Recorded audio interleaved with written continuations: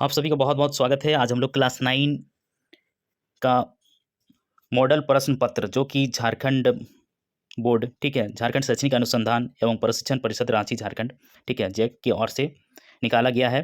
और काफ़ी उम्मीद है कि इसी मॉडल प्रश्न पत्र के आधार पे आपको वार्षिक परीक्षा में क्वेश्चन पूछे जाएँगे, ठीक है। और मैं जो जिस तरह से इस वीडियो को या फिर आपका जो क्वेश्चन है उसका आंसर एक्सप्लेन करूँगा, उसके माध्यम से भी आप इसके अलावा भी बाकी प्रश्न इससे संबंधित अगर यदि पूछा जाएगा तो उसको भी आप लोग आसानी से सॉल्व कर लेंगे, ठीक है। तो ध्यान से देखिए वीडियो को और समझ के याद कर लीजिए। पहला प्रश्न है, फ्रांस की क्रांति का अग्रदूत किसे कहा जाता है? यहाँ आपका पहला ऑप्शन है नेपोलियन, दूसरा रूसो, तीसरा ऑप्शन है दिदरो, चौथा ऑप्शन वाल्टेयर। तो यहाँ आपका आंसर होगा, तो यहाँ आपका आंसर जो है इसमें से देखिए 2 ऑप्शन सही है। पहला बी ऑप्शन रूसो ये भी सही है और डी वाल्टेयर ये भी सही है, लेकिन थोड़ा-सा स्पेलिंग मिस्टेक है, वाल्टेयर होना चाहिए। त की जगह में त लगा दिया है, ठीक है? तो दोनों दोनों ही है। इसके अलावे और एक मोंटेस्क्यू नाम के और एक थे जिन जो फ्रांसीसी क्रांति के अग्रदूत थे, ठीक है? तो यहाँ आपका आंसर जो है रूसो भी होगा और वाल्टेयर भी होगा, ठीक है। ये जो फ्रांसीसी क्रांति हुई थी 1789 में शुरू हुई, एक प्रमुख क्रांति थी जिसने पूरे यूरोप को एक नई दिशा प्रदान की। यह क्रांति लुई 16वां के शासनकाल में हुई थी। लुई 16वां बहुत ही निरंकुश राजा था जो कि अपने आप में ही मस्त रहता था, ठीक है। अगला 2 नंबर प्रश्न है, निम्न में से किन वस्तुओं पर अप्रत्यक्ष कर लगाया गया था? पहला ऑप्शन है चावल और गेहूं, दूसरा है चाय और रेशम, तीसरा ऑप्शन है नमक और तंबाकू, चौथा है इनमें से कोई नहीं। तो यहाँ आपका आंसर होगा सी नंबर ऑप्शन नमक और तंबाकू।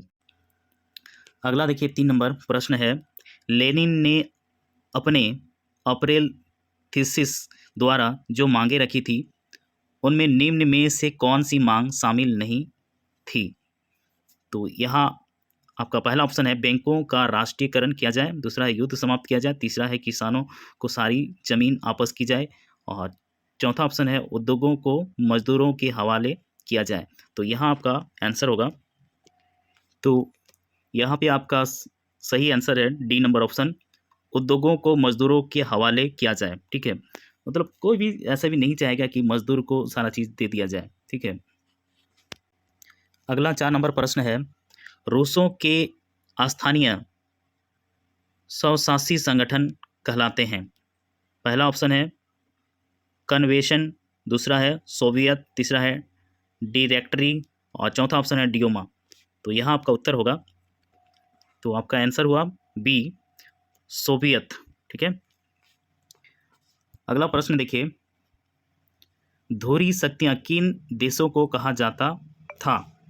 यहाँ पहला ऑप्शन है जर्मनी, फ्रांस, रूस और दूसरा ऑप्शन है जर्मनी, ऑस्ट्रेलिया, तुर्की, तीसरा ऑप्शन है जर्मनी, इटली, जापान और चौथा है ब्रिटेन, फ्रांस, रूस। तो यहाँ आपका आंसर होगा C number option Germany, Italy और जापान, ये सही है, ठीक है।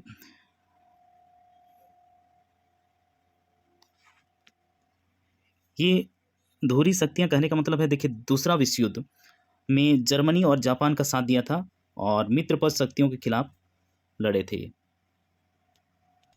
6 नंबर प्रश्न है, किस संधि द्वारा जर्मनी पर कठोर एवं अपमानजनक शर्तें थोप दी गई थी? पहला ऑप्शन है पेरिस की संधि, दूसरा वियना की संधि, तीसरा वर्साय की संधि, चौथा कुस्तुतुनिया की संधि। तो यहाँ आपका आंसर होगा सी नंबर ऑप्शन वर्साय की संधि, ठीक है। और यही आपका द्वितीय विश्व युद्ध का कारण भी बना था कि अ, ये वर्साय की संधि को जर्मनी पर जबरदस्ती थोपा गया था। इस कारण एडोल्फ हिटलर और अन्य जर्मन लोग इसे अपमानजनक मानते थे और इस तरह से यह संधि द्वितीय विश्व युद्ध का कारण बन गई। 7 नंबर प्रश्न, 1864 में किसने भारतीय वन सेवा की स्थापना की? पहला ऑप्शन है वेरेडिस, दूसरा मैकाले, तीसरा है किलिंगटन, चौथा है टैगोर। तो यहाँ आपका सही आंसर है ए नंबर, ब्रेंडिस। ठीक है, इसका पूरा नाम है डिट्रिच ब्रेंडिस। ठीक है, ये इंपीरियल वन विभाग, भारतीय वन सेवा के अग्रदूत थे और ये जिन 1864 में इंपीरियल वन विभाग की शुरुआत तत्कालीन ब्रिटिश भारत सरकार द्वारा की गई थी। अगला क्वेश्चन है 8 नंबर, कलांग कौन थे? पहला ऑप्शन दिहाड़ी मजदूर, दूसरा कुशल लकड़हारे, तीसरा गरीब मछुआरे, चौथा अस्थाई चरवाहे। तो यहाँ आपका आंसर है बी नंबर, कुशल लकड़हारे। ठीक है, देखिए ये जावा के कलांग थे और वन काटने और भ्रमणशील कृषि करने वाले। 9 नंबर प्रश्न है, बुग्याल क्या है?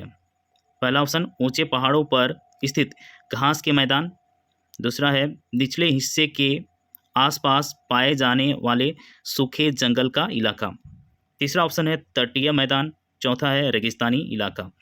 तो यहाँ आपका आंसर होगा पहला, ऊंचे पहाड़ों पर स्थित घास के मैदान। ठीक है, ये खासतौर से उत्तराखंड के गढ़वाल हिमालय में हिम शिखरों की तलहटी, जहाँ पेड़ों की पत्तियां समाप्त हो जाती हैं, वहाँ से हरे मखमली घास के मैदान आरंभ होने लगते हैं। आमतौर पर ये 8 से 10,000 फीट की ऊंचाई पर स्थित होते हैं। गढ़वाल हिमालय में इन मैदानों को बुग्याल कहा जाता है। ठीक है, 10 नंबर प्रश्न है, दुनिया की आधी से ज़्यादा चरवाहा आबादी कहाँ रहती है? चरवाहा यानी कि जो मवेशियों को चराते हैं। ठीक है, तो पहला ऑप्शन है रूस, दूसरा ऑस्ट्रेलिया, तीसरा उत्तरी अमेरिका, चौथा अफ्रीका। तो यहाँ आपका आंसर होगा, तो इसका आंसर है डी नंबर ऑप्शन, अफ्रीका। ठीक है, और ये अर्धशुष्क घास के मैदानों या सूखे रेगिस्तान में रहते हैं तथा गाय, बैल, ऊंट, बकरी, भेड़ व गधे पालते हैं। 11 नंबर प्रश्न, निम्नांकित में से कौन समकालीन दुनिया में सरकार का सबसे लोकप्रिय रूप है? पहला है ऑप्शन देखिए सैन्य शासन, दूसरा तानाशाही, तीसरा लोकतंत्र और चौथा है राजतंत्र। तो यहाँ आपका आंसर है सी नंबर ऑप्शन, लोकतंत्र। ठीक है, लोकतंत्र में क्या होता है कि हम लोग अपना शासन खुद करते हैं। ठीक है, सरकार को भले गाली देते हैं लेकिन सरकार को बनाने वाले हम लोग खुद हैं और हम लोग जो बोलेंगे वही वो करेगा।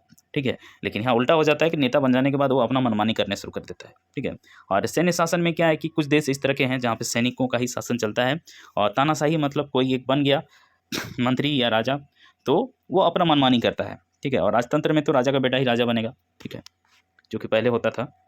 तो यहाँ आपका आंसर जो हुआ वो लोकतंत्र हो गया, सी नंबर। ठीक है, अगला देखिए 12 नंबर, इनमें से कौन सा तर्क लोकतंत्र के पक्ष में अच्छा नहीं है?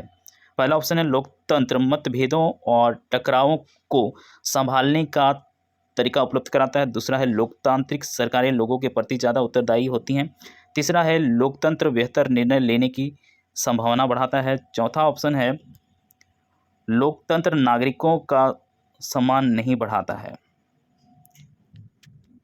तो यहाँ आपका आंसर होगा डी नंबर, लोकतंत्र नागरिकों का सम्मान नहीं बढ़ाता है। ठीक है, तो ये देखिए लोकतंत्र के पक्ष में नहीं है बोल रहा है। ठीक है, बाकी ऊपर का जो आपका तीनों ऑप्शन है ये पक्ष में है।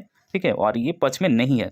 यहाँ हर एक नागरिक को सम्मान दिया जाता है लोकतंत्र में, इसलिए ये आपका आंसर सही होगा यहाँ पे इसके हिसाब से। ठीक है, लोकतंत्र नागरिकों का सम्मान नहीं बढ़ाता है, ये हो गया आपका आंसर। अगला 13 नंबर प्रश्न है, देखिए संविधान की आत्मा कहते हैं। ठीक है, संविधान की आत्मा किसे कहते हैं? तो यहाँ पहला ऑप्शन है प्रस्तावना, दूसरा प्रारूप, तीसरा अनुच्छेद और चौथा ऑप्शन है दर्शन। तो यहाँ आपका आंसर होगा ए नंबर ऑप्शन, प्रस्तावना। ठीक है, प्रस्तावना जो आप लोग प्रार्थना में हम बोलते हैं, हम भारत के लोग भारत को एक संपूर्ण प्रभुत्व करके। ठीक है, ये एक पेज का है जिससे पूरे संविधान को आप समझ सकते हैं कि आपको क्या क्या अधिकार इससे मिला है। ठीक है, और ऐसे संविधान को अगर यदि आप पढ़ने जाएंगे तो ये काफ़ी मोटा किताब है ना, काफ़ी समय लगेगा, लेकिन आप प्रस्तावना पढ़ लेते हैं तो आपको संविधान में आपको जो अधिकार मिले हैं ये लगभग सब कुछ पता चल जाता है। ठीक है, इसलिए इसको संविधान की आत्मा कहा गया है। अगला देखिए 14 नंबर प्रश्न, दक्षिण अफ्रीका का लोकतांत्रिक संविधान बनने में इनमें से कौन सा टकराव सबसे महत्वपूर्ण था? पहला ऑप्शन है दक्षिण अफ्रीका और उसके पड़ोसी देश का, दूसरा है स्त्रियों और पुरुषों का, तीसरा ऑप्शन है गोरे अल्पसंख्यक और अश्वेत बहुसंख्यकों का, चौथा ऑप्शन है रंगीन चमड़ी वाले अल्पसंख्यक और अश्वेत बहुसंख्यकों का। तो यहाँ आपका आंसर है सी नंबर, गोरे अल्पसंख्यक और अश्वेत बहुसंख्यकों का। ठीक है, ठीक है। देखिए, दक्षिण अफ्रीका में अफ्रीकी नेशनल कांग्रेस पार्टी ने रंगभेद पृथकीकरण की नीतियों का विरोध किया था। 15 नंबर प्रश्न देखिए, झारखंड विधानसभा सीटों की संख्या कितनी है? पहला ऑप्शन है 80, दूसरा 81, तीसरा ऑप्शन 82, चौथा है 83। तो यहाँ आपका आंसर है, तो यहाँ देखिए जो आंसर है ये आपका 82 होगा, 82। ठीक है, ऐसे 81 है। ठीक है, 81 के अलावा एक मनोनीत होता है। ठीक है, तो हो गया 81 + 1 82। ठीक है, यानी कि वर्तमान में जो सरकार है उसमें झामुमो का गठबंधन सरकार में 51 और विपक्ष का जो है उसमें है 30। ठीक है, मिला के 81 हो रहे हैं और एक मनोनीत है। और ये जो मनोनीत होते हैं वो प्रायः एंग्लो इंडियन होते हैं। ठीक है, 16 नंबर प्रश्न है, राष्ट्रीय मतदाता दिवस कब मनाया जाता है? तो पहला ऑप्शन है 25 फरवरी, दूसरा 20 मार्च, तीसरा 23 अप्रैल और चौथा है 25 जनवरी। तो यहाँ आपका डी नंबर 25 जनवरी को। ठीक है, 25 जनवरी को मतदाता दिवस मनाया जाता है। ठीक है, राष्ट्रीय मतदाता दिवस देश के अंदर, है ना। और इसकी शुरुआत जो भी थी वो हुई है 2011 में। ठीक है, देखिए, भारत के निर्वाचन आयोग के स्थापना दिवस यानी कि 25 जनवरी 1950 को चिन्हित करने के लिए पूरे देश में हर साल 25 जनवरी को राष्ट्रीय मतदाता दिवस मनाया जाता है।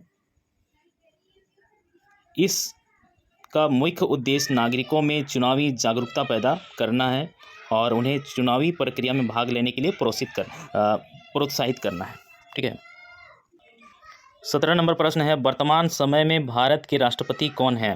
ठीक है, पहला ऑप्शन है सोनिया गांधी, दूसरा द्रौपदी मुर्मू, तीसरा नरेंद्र मोदी और चौथा ऑप्शन है रामनाथ कोविंद।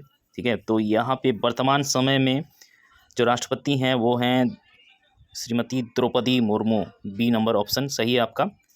और 18 नंबर प्रश्न है, निम्नांकित में से कौन भारतीय संसद के 2 सदन हैं? पहला ऑप्शन है लोकसभा और ग्राम सभा, दूसरा ऑप्शन राज्यसभा और नगर परिषद, तीसरा ऑप्शन लोकसभा और राज्यसभा, चौथा ऑप्शन है विधानसभा और ग्राम सभा। तो यहाँ आपका आंसर है, तो यहाँ आपका आंसर जो है वो सी नंबर है, लोकसभा और राज्यसभा। ठीक है, लोकसभा यानी कि लोगों का सदन और राज्यसभा यानी कि राज्यों का सदन से बना एक द्विसदनीय विधानसभा है।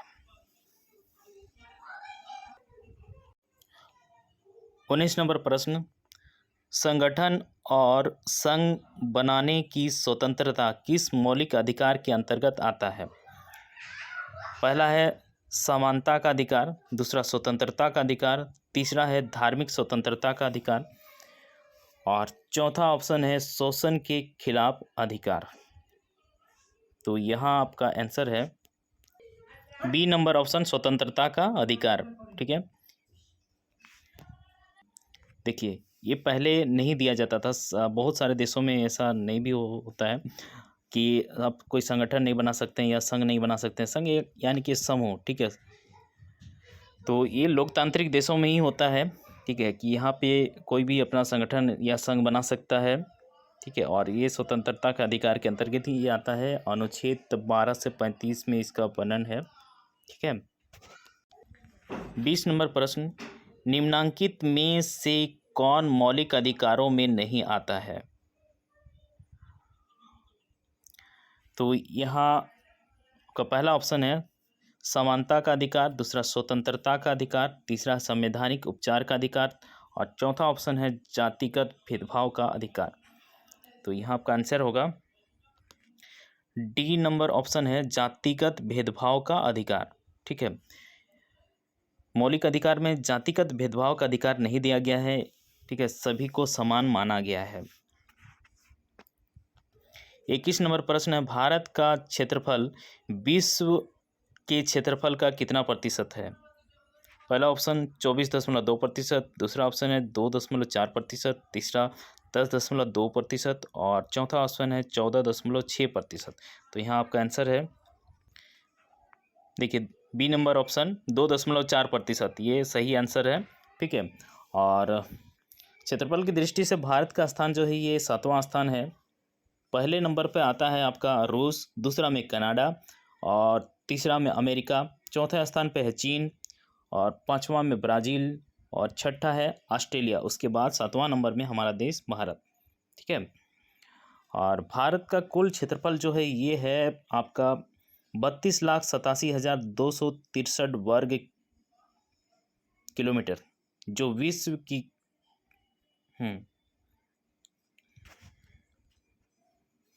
कुल सतह का लगभग 2.4% है। ठीक है, आपका आंसर, यही आपका आंसर है। 22 नंबर प्रश्न, निम्नांकित में से कौन हमेशा बर्फ से ढका रहता है? पहला ऑप्शन है महान हिमालय, दूसरा शिवालिक, तीसरा पूर्वी घाट और चौथा है आरावली। तो यहाँ आपका आंसर होगा ए नंबर, इसका आंसर है महान हिमालय। ठीक है, देखिए महान हिमालय का जो ऊंचाई है उसी की वजह से ये हमेशा बर्फ़ से ढका रहता है। ठीक है, अब जैसे ज़मीन पर रहते हैं हम लोग, तो यहाँ का तापमान मैक्सिमम कितना जाता है 45 से 50 डिग्री। ठीक है, और आप अगर यदि ज़मीन के सतह से 165 मीटर ऊपर जाते हैं तो आपका 1 डिग्री तापमान कम हो जाता है। ठीक है, तो उसी तरह से 8,848 में अगर यदि इसको भाग देंगे तो लगभग आपका 52 डिग्री 52 हो जाएगा। ठीक है, यानी कि -2। तो ऐसे ही 0 डिग्री में बर्फ़ बन जाता है, तो ये तो बहुत ऊंचा है, तो बर्फ़ बनना तो स्वाभाविक है। ठीक है, यानी कि बर्फ़ से ढका हुआ हमेशा महान हिमालय रहता है। ठीक है, 23 नंबर प्रश्न है, उत्तरी मैदान बना है? पहला ऑप्शन गंगा यमुना कावेरी, दूसरा नदी नर्मदा तापी और गोदावरी, तीसरा ऑप्शन है सिंधु कृष्णा माही, चौथा ऑप्शन है गंगा सिंधु ब्रह्मपुत्र। तो यहाँ आपका आंसर है डी। 4 नंबर ऑप्शन में देखिए गंगा सिंधु ब्रह्मपुत्र, ये इसका आंसर है। ये जो उत्तर का मैदान है दुनिया का सबसे बड़ा जलोढ़ क्षेत्र है। ठीक है, बहुत ही उपजाऊ जगह है। यह सिंधु के मुहाने से गंगा के मुहाने तक लगभग 3,200 किलोमीटर तक फैला हुआ है। 24 नंबर प्रश्न, प्रायद्वीपीय नदियाँ होती हैं? पहला ऑप्शन है सदा जल प्रवाही, दूसरा ग्रीष्मकालीन जल प्रवाही, तीसरा ऑप्शन है वर्षाकालीन जल प्रवाही और चौथा ऑप्शन है सदा शुष्क। तो यहाँ आपका आंसर है सी नंबर ऑप्शन सही है, वर्षाकालीन जल प्रवाही। ठीक है, यानी कि बारिश के दिनों में ही यहाँ पे पानी देखने को मिलता है, पहाड़ से पानी बहता है। ठीक है, ये समतल भागों से होकर नहीं बहती हैं, इसलिए इनसे नहरें नहीं निकाली जाती।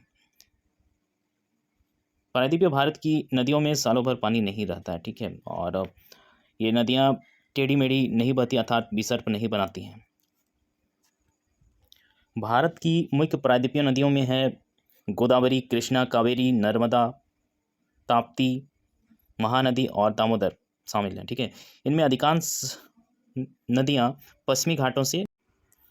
25 नंबर प्रश्न, निम्नांकित में से कौन सी लवणीय जल वाली झील है? पहला ऑप्शन संभर, दूसरा वुलर, तीसरा डल और चौथा ऑप्शन है गोविंद सागर।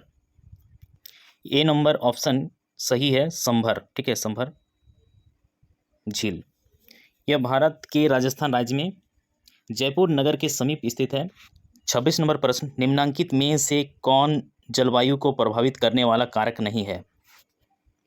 पहला ऑप्शन है अक्षांश, दूसरा ऊंचाई, तीसरा ऑप्शन वायुदाब एवं पवन और चौथा ऑप्शन है मौसम समाचार। तो यहाँ आपका आंसर होगा डी नंबर, ये मौसम समाचार। ठीक है, मौसम समाचार जलवायु को कभी प्रभावित नहीं करता। ये तो न्यूज़ है, कुछ भी बोल सकता है। ठीक है, लेकिन देखिए कुछ भी नहीं बोल सकता है, जिस तरह का मौसम बनेगा उसको ये लोग बताते हैं मौसम समाचार। और मौसम को प्रभावित करने वाला अक्षांश, ऊंचाई और वायुदाब एवं पवन। यानी कि आपका सही आंसर जो है ये आपका डी नंबर ही है, मौसम समाचार। ठीक है, अगला देखिए 27 नंबर प्रश्न। भारत में मानसून का आगमन कब होता है? पहला ऑप्शन मई में प्रारंभ में, दूसरा जून के प्रारंभ में, तीसरा जुलाई के प्रारंभ में, चौथा ऑप्शन है अगस्त के प्रारंभ में। तो यहाँ आपका आंसर होगा बी नंबर ऑप्शन सही है, जून के प्रारंभ में। ठीक है, भारत में मानसून लगभग जून के शुरुआत में आता है। ठीक है, और सितंबर के मध्य तक 100 से ये 120 दिनों के बीच होती है। ठीक है, मानसून आमतौर पर जून के पहले सप्ताह तक भारतीय प्रायद्वीपीय भागों में पहुंच जाता है। 28 नंबर प्रश्न, नागफनी किस वनस्पति क्षेत्र में पाई जाती है? पहला ऑप्शन है उष्णकटिबंधीय वर्षा वन क्षेत्र, दूसरा ऑप्शन है उष्णकटिबंधीय पतझड़ वन क्षेत्र, तीसरा ऑप्शन है कंटीले वन तथा झाड़ियों के क्षेत्र, चौथा है मैनग्रोव वन क्षेत्र। सी नंबर ऑप्शन सही है, कंटीले वन तथा झाड़ियों के क्षेत्र। ठीक है, नागफनी को इंग्लिश में कैक्टस कहा जाता है। ठीक है, ये मरुभूमि के पौधे कहे जाते हैं क्योंकि पानी के अभाव में भी ये जीवित रहते हैं, इसी कारण इन्हें सूखे क्षेत्र का पौधा भी कहते हैं। इनके कांटों की वजह से वाष्पोत्सर्जन कम होता है। ठीक है, और पौधे में जो पानी रहता है वो सूखता नहीं है जल्दी। 29 नंबर प्रश्न, भारत में लिंगानुपात के संदर्भ में कौन सा कथन सही है? पहला ऑप्शन है पुरुष और महिला दोनों की संख्या बराबर है, दूसरा ऑप्शन है पुरुषों की संख्या महिलाओं से कम है, तीसरा है महिलाओं की संख्या पुरुषों से कम है, चौथा ऑप्शन महिलाओं की संख्या पुरुषों से अधिक है। तो यहाँ आपका आंसर होगा सी नंबर ऑप्शन सही है, महिलाओं की संख्या पुरुषों से कम है। ठीक है, मतलब कि 2011 की जनगणना में यह पाया गया कि 1000 पुरुष के ऊपर 940 औरत। ठीक है, यानी कि 60 पुरुष ऐसे हो सकते हैं जिनको कोई स्त्री शादी के लिए नहीं मिलेगी। 30 नंबर प्रश्न, जनसंख्या में होने वाले परिवर्तन की क्रियाएं कौन हैं? पहला है जन्म दर, दूसरा है मृत्यु दर, तीसरा प्रवास और चौथा ऑप्शन है उपरोक्त तीनों। डी नंबर ऑप्शन सही है, उपरोक्त तीनों। ठीक है, जनसंख्या में होने वाले परिवर्तन की क्रियाएं में जन्म दर, ठीक है, जन्म दर अगर होगा तो भी जनसंख्या बढ़ जाएगा, मृत्यु दर अगर होता है ज़्यादा तो जनसंख्या कम हो जाएगा। प्रवास में जैसे कि गांव के लोग शहर जाते हैं तो गांव में जनसंख्या कम होता है और शहर का जनसंख्या बढ़ जाता है। ठीक है, इसी तरह से ये परिवर्तन के लिए तीनों ही मुख्य कारक हैं, यानी कि डी नंबर आपका सही, उपरोक्त तीनों। ठीक है, 31 नंबर प्रश्न देखिए, उत्पादन की पहली आवश्यकता क्या है?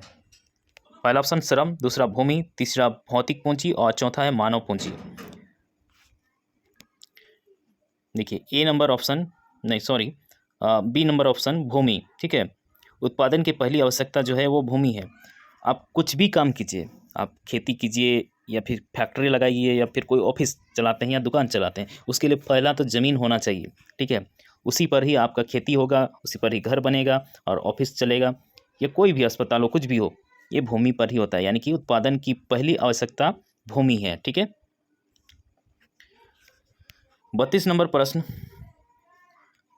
अस्थाई पूंजी और कार्यशील पूंजी किसके स्रोत हैं? पहला ऑप्शन है भौतिक पूंजी के, दूसरा मानव पूंजी के, तीसरा भौतिक और मानव पूंजी दोनों, चौथा ऑप्शन है उपरोक्त में से कोई नहीं।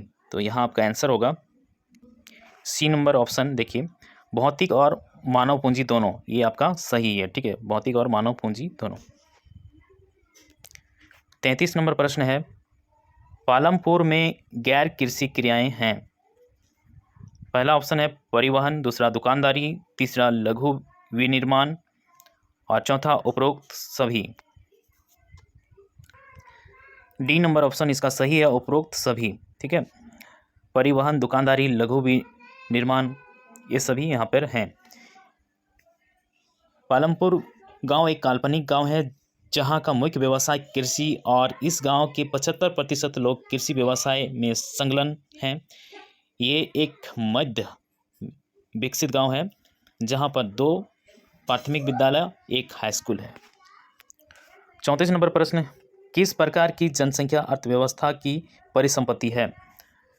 पहला ऑप्शन है साक्षर एवं स्वस्थ जनसंख्या, दूसरा है अस्वस्थ जनसंख्या, तीसरा अकार्यशील जनसंख्या, चौथा ऑप्शन है इनमें से कोई नहीं। तो यहाँ आपका आंसर होगा ए नंबर ऑप्शन सही है, साक्षर एवं स्वस्थ जनसंख्या। ठीक है, मतलब पढ़ा लिखा भी होना चाहिए और स्वस्थ होना चाहिए, कोई बीमारी नहीं होना चाहिए। ठीक है, क्योंकि साक्षर यानी कि पढ़ा लिखा होगा तो ही वो अच्छा सोच सकता है और अच्छा काम कर सकता है, और स्वस्थ रहेगा तभी ये काम कर पाएगा। अगर स्वस्थ नहीं है, बीमार है, तो भी सरकार को इसमें काफ़ी खर्चा हो जाता है। ठीक है, सरकार जैसे अभी आयुष्मान कार्ड के तहत 5 लाख रुपया दे रही है। ठीक है, इलाज कराने के लिए। अगर यदि लोग बीमार नहीं होंगे तो सरकार का ये पैसा बच जाएगा, और ऐसे भी अगर बीमारी पे खर्च करते हैं तो वो तो पैसा ऐसे ही वेस्ट हो जाता है। ठीक है, इसलिए स्वस्थ रहना भी जरूरी है। 35 नंबर प्रश्न, निम्नांकित में से किनमें निवेश से मानव संसाधन में उच्च प्रतिफल प्राप्त हो सकते हैं। पहला ऑप्शन है लघु और बृहत उद्योग, दूसरा ऑप्शन है परिवहन और संचार, तीसरा ऑप्शन है शिक्षा और चिकित्सा, चौथा ऑप्शन बैंकिंग और व्यवसाय। तो यहाँ आपका आंसर होगा 3 नंबर ऑप्शन। देखिए शिक्षा और चिकित्सा इसका सही है, होगा सही आंसर। ठीक है, इससे सीधे तौर पर अधिक शिक्षित या बेहतर प्रशिक्षित व्यक्तियों की उच्च उत्पादकता के साथ साथ स्वस्थ लोगों की उच्च उत्पादकता के कारण अर्जित उच्च आय के रूप में देखा जा सकता है। ठीक है, 36 नंबर प्रश्न, विश्व में भारत में रिक्त स्थान निर्धनों का संकेंद्रण है। यहाँ देखिए पहला ऑप्शन जो भराएगा उसमें से पहला ऑप्शन है सबसे अधिक, दूसरा है सबसे कम, तीसरा चीन के बराबर और चौथा ऑप्शन है 0। तो यहाँ आपका भराएगा रिक्त स्थान में ए नंबर ऑप्शन है सबसे अधिक आंसर में। ठीक है, 37 नंबर प्रश्न, निर्धनता रेखा का निर्धारण करते समय इनमें से किस पर विचार नहीं किया जाता है। देखिए पहला ऑप्शन भोजन आवश्यकता, दूसरा है चिकित्सा आवश्यकता, तीसरा ऑप्शन है मनोरंजन आवश्यकता और चौथा ऑप्शन है वस्त्र आवश्यकता। सी नंबर ऑप्शन सही होगा, मनोरंजन आवश्यकता। ठीक है, निर्धनता रेखा का निर्धारण करते समय इनमें से किस पर विचार नहीं किया जा सकता, किया जाता है। ठीक है, तो मनोरंजन की आवश्यकता पे विचार नहीं किया जाता, भोजन की आवश्यकता सभी को है, चिकित्सा की आवश्यकता है, वस्त्र की आवश्यकता है। ठीक है, लेकिन मनोरंजन ये अलग चीज़ है, आदमी कहीं से भी मनोरंजन कर सकता है। 38 नंबर प्रश्न, बफर स्टॉक क्या। पहला ऑप्शन सरकार द्वारा अधिप्राप्त अनाज का भंडार, दूसरा ऑप्शन है दुकानदारों द्वारा किया गया जमाखोरी और तीसरा ऑप्शन है दलालों द्वारा विक्रय किया गया अनाज, चौथा ऑप्शन है किसानों द्वारा जमा किया गया अनाज। तो यहाँ आपका आंसर होगा ए नंबर ऑप्शन, सरकार द्वारा अधिप्राप्त अनाज का भंडार। ठीक है, यह जो बफर स्टॉक है यह एक व्यवस्था अथवा योजना है जिसमें अच्छी फसल होने के दौरान उसका भंडारण कर लिया जाता है, मतलब उसको जमा इकट्ठा कर लिया जाता है ताकि फसलों का मूल्य निर्धारित न्यूनतम सीमा से कम ना हो और इसे उस समय उपलब्ध कराया जाता है जब फसल अच्छी नहीं होती है। ठीक है, जैसे कि आलू, आलू का सीजन में खूब सारा आलू निकल जाता है और उसको किया जाता है कि सरकार कोल्ड स्टोर में रखती है। ठीक है, जब आलू ख़त्म हो जाता है तो कोल्ड स्टोर से आलू को निकाला जाता है और बाज़ार में लाया जाता है। 39 नंबर प्रश्न है, खाद्य सुरक्षा का क्या अर्थ है? पहला ऑप्शन सुरक्षित घेरे में खाना, दूसरा है सभी लोगों के लिए सदैव भोजन की उपलब्धता, तीसरा ऑप्शन अमीर लोगों को सुरक्षित भोजन उपलब्ध कराना, चौथा ऑप्शन है निर्यात के लिए अनाज की सुरक्षा। तो यहाँ आपका आंसर होगा बी नंबर आंसर सही होगा, सभी लोगों के लिए सदैव भोजन की उपलब्धता। ठीक है, खाद्य सुरक्षा का अर्थ होगा। 40 नंबर, ये अंतिम प्रश्न है, सार्वजनिक वितरण प्रणाली किससे संबंधित है? पहला ऑप्शन है अनाजों का निर्यात, दूसरा ऑप्शन गरीबी उन्मूलन कार्यक्रम, तीसरा ऑप्शन है खाद्य सुरक्षा और चौथा ऑप्शन है खाद्य पदार्थों की जमाखोरी। तो यहाँ आपका आंसर होगा बी नंबर आंसर इसका सही होगा। देखिए, गरीबी उन्मूलन कार्यक्रम। ठीक है, देखिए भारत में सार्वजनिक वितरण प्रणाली, जिसको कि पीडीएस भी कहते हैं, का मुख्य उद्देश्य उपभोक्ताओं को, ठीक है, रियायती यानी कि कम कीमतों पर आवश्यक उपभोग की वस्तुएं प्रदान करना, जैसे कि 1 रुपये किलो चावल, गेहूं मिलता है या फ्री में मिल जाता है, ताकि मूल्य वृद्धि के प्रभावों से उन्हें बचाया जा सके। ठीक है, जो गरीब लोग होते हैं महंगे रेट में वो नहीं खरीद सकते हैं दुकान से, तो उन्हें सस्ते दामों में ये दिया जाता है राशन। ठीक है, तथा नागरिकों में न्यूनतम पोषण की स्थिति को भी बनाए रखा जा सकता है। कहने का मतलब है कि उन जो गरीब लोग होते हैं वो कुपोषित हो जाते हैं, उनको सही खाना नहीं मिल पाता है, तो उनको अगर यदि सही खाना मिल जाएगा कम पैसे में तो कुपोषण से भी वो बचेंगे। ठीक है, इसलिए स्कूलों में भी बच्चों को मध्याह्न भोजन दिया जाता है और सप्ताह में 2 दिन अंडा और फल, बिस्कुट, ये सब भी बांटा जाता है ताकि बच्चा जो है कुपोषित ना हो। और सब्जी में हरी पत्तेदार सब्जी, छोला वगैरह रहता है। ठीक है, पापड़, अचार। ये मॉडल प्रश्न यहीं पर समाप्त होता है। तो उम्मीद करते हैं कि आपको यहाँ से बहुत ही मदद मिलेगा और वीडियो अच्छा लगा हो तो इसको ज़रूर से लाइक कीजिए, कमेंट कीजिए कैसा लगा और दोस्तों में शेयर कीजिए, और अब तक सब्सक्राइब नहीं किए तो ज़रूर सब्सक्राइब कीजिए। यहाँ आपको कंपटीशन का भी बहुत सारा मिलता रहेगा वीडियो। तो मिलते हैं अगले वीडियो में, तब तक के लिए टेक केयर, बाय, जय हिंद, जय भारत।